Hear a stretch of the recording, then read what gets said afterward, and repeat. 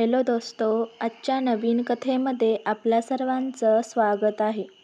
आजच्या नवीन कथेचं नाव आहे 5 वर्षांचं रहस्य. गावाच्या कडेला पाटणकरांचं मोठं घर उभं होतं. जुनी बांधणी, लाकडी खांब, खोल्या खोल आत जात राहिलेल्या. घरातली माणसं थोडी आधुनिक, पण घराचं वातावरण जुन्या काळाचं. या घरातली एक गोष्ट मात्र गावातल्या प्रत्येकाला ठाऊक होती. या घरातला एक व्यक्ती दर 5 वर्षांनी स्वतःचा भूतकाळ विसरतो. त्या व्यक्तीचं नाव होतं अद्वैत पाटणकर. वयाच्या 25व्या वर्षी पहिल्यांदा त्याच्या आठवणी पुसल्या गेल्या. अचानक तो सकाळी उठला आणि घरच्यांना विचारलं, "तुम्ही कोण? मी इथे कसा आलो? " डॉक्टर, साधू, तज्ज्ञ सगळे दाखवले, पण प्रत्येक वेळी निष्कर्ष एकच. त्याच्या मेंदूत कुठेतरी अशी अडचण आहे की 5 वर्षांनी त्याच्या आठवणी कोऱ्या होतात. पण खरी भीती होती ती त्याच्या वहीची. प्रत्येक वेळी आठवणी पुसण्याआधी तो काहीतरी वहीत लिहून ठेवायचा आणि त्या वहीतलं सत्य इतकं विचित्र, धक्कादायक असायचं की संपूर्ण कुटुंब हादरून जायचं. अद्वैतच्या वडिलांनी पहिल्यांदा ती वही वाचली तेव्हा सगळ्यांच्या अंगावर काटा आला. त्यात लिहिलं होतं, "माझ्या आठवणी मिटतील पण एक लक्षात ठेवा, या घरातलं एक दार कधीही उघडू नका.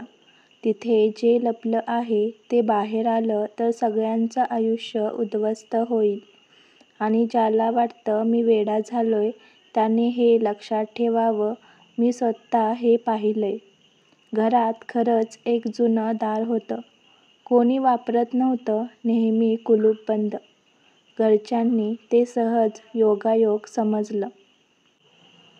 5 वर्षांनी पुन्हा त्याच्या आठवणी कोऱ्या झाल्या आणि पुन्हा त्याच्या बेडजवळ एक वही मिळाली. यावेळी त्यात लिहिलं होतं, "या घरातलं रक्त सत्याने लिहिलं आहे. 5 वर्षांपूर्वी मला जे आठवलं ते आता कळलंय. त्या दारामागे आपल्याच घरातल्या एखाद्याची लपवलेली प्रेते आहेत. मला पाहू देणार नाहीत म्हणून मला विसरायला लावलं जातंय. पण मी लिहून ठेवलंय. ज्याचा आवाज तुम्हाला रोज ऐकू येतो त्याच्याच हाताने हे सगळं घडलंय. " हे वाचून घरातली सगळी माणसं एकमेकांकडे भीतीने पाहू लागली. पण कोण आहे तो खुनी? कोणाचं नाव नाही, फक्त इशारा. गावात अफवा पसरल्या, पाटणकरांच्या घरात भूत आहे, आत्मा आहे, रक्ताचा शाप आहे. पण घरातले लोक गप्प बसले, कारण त्यांनी वहीतील गोष्टी बाहेर सांगितल्या तर सगळं घर वेडं समजलं गेलं असतं. अजून 5 वर्षं गेली. अद्वैत पुन्हा सगळं विसरला आणि त्याची वही उघडली. यावेळेस त्यातलं सत्य सगळ्यांना हाडं गोठवणारं होतं. "मी कोण आहे हे तुम्हाला माहीत नाही. मी अद्वैत नाही. मी त्या व्यक्तीचं आयुष्य जगतोय ज्याचा मृत्यू आधीच झालेला आहे. हे घर माझं नाही पण मला इथे बांधून ठेवलं आहे. मला जेव्हा कळलं तेव्हा माझ्या आठवणी पुसल्या जातात. पण यावेळी जर कोणी ती कुलूपबंद खोली उघडली तर तुम्हाला खरं सत्य दिसेल.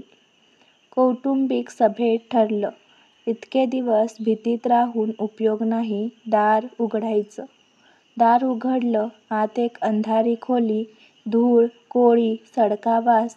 पण एका कोपऱ्यात जुन्या पेटीत वहीसारख्या अनेक जुन्या वही आणि एका भिंतीवर फोटो. फोटोतला चेहरा अद्वैतसारखाच, पण कपड्यांची पद्धत जुनी, कदाचित 50 वर्षांपूर्वीची. फोटोखाली नाव कोरलेलं होतं, अनिकेत पाटणकर, मृत्यू 1975. सगळ्यांच्या अंगावर शहारे आले. अद्वैतच्या चेहऱ्यावरचं साम्य इतकं स्पष्ट होतं की सगळ्यांना वाटलं, हा अद्वैत खरंतर अनिकेतच आहे का? त्या जुन्या वह्यांतून उलगडलं अनिकेत पाटणकर घरातल्या मालमत्तेसाठी आपल्या भावाला संपवायला गेला होता, पण भांडणात त्याचाच जीव गेला. घरातल्या कुणीतरी त्याचा मृतदेह गुप्तपणे त्या खोलीत पुरला आणि वरपांगी मृत्यूचं कारण वेगळं दाखवलं.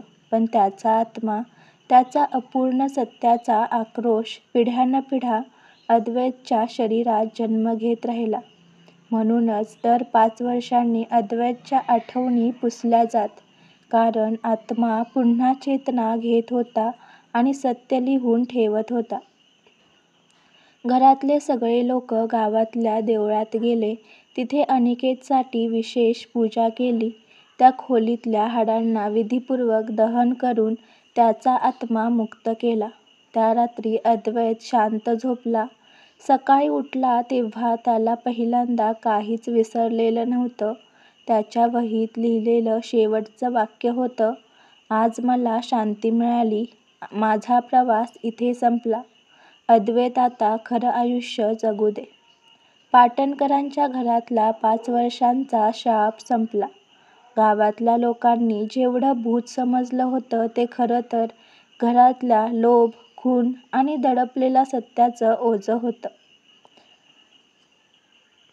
या कथेतून सांगायचा संदेश एवढाच की सत्य कितीही दडपलं तरी ते बाहेर पडल्याशिवाय राहत नाही. खोट्याचा आधार घेऊन उभं केलेलं आयुष्य पिढ्यानपिढ्या शाप देत राहतं. आजची कथा आवडला असल्यास व्हिडिओला लाईक करा, चॅनलला सबस्क्राईब करा आणि कथा कशी वाटली हे कमेंटद्वारे जरूर कळवा. व्हिडिओ जास्तीत जास्त शेअर करा. धन्यवाद.